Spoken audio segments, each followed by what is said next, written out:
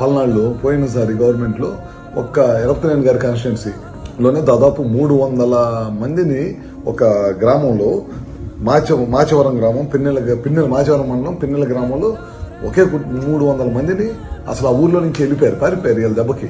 పొలాలన్నీ బీడు పెట్టుకున్నారు, ఇళ్ళన్నీ వదిలేసి వెళ్ళిపోయారు. ఎక్కడో కూలికి నాలికి రైతులుగా ఉండే ఊర్లో వాళ్ళందరూ కూడా కూలి నాలికి వెళ్ళి పనిచేసుకోవాల్సిన పరిస్థితి ఉంది. దాదాపు అదే కాన్స్టిట్యున్సీ ఒక్క కాన్స్టిట్యున్సీలో 12 మందిని చంపేశారు. అందుట్లో 2 ఎస్సీలు ఉన్నారు. మన చంద్ర గారు బీసీ, ఆయన కుటుంబాన్ని రోడ్డు మీద తెలుగుదేశం పార్టీ కార్యకర్తని తెలిసి కూడా కిరాతకం చంపేశారు.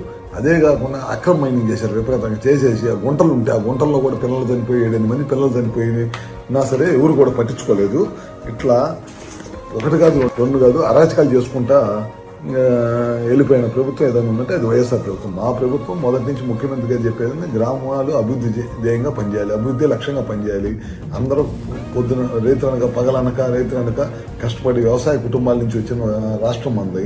అందరూ కూడా కష్టపడి పని చేసుకుంటున్నారు, వాళ్ళ పిల్లల్ని కష్టపడి చదివించుకుంటున్నారు, వాళ్ళకి ఉద్యోగాలు కల్పించాలి అనే ధ్యేయంతో ఈ ప్రభుత్వం పనిచేస్తుంది.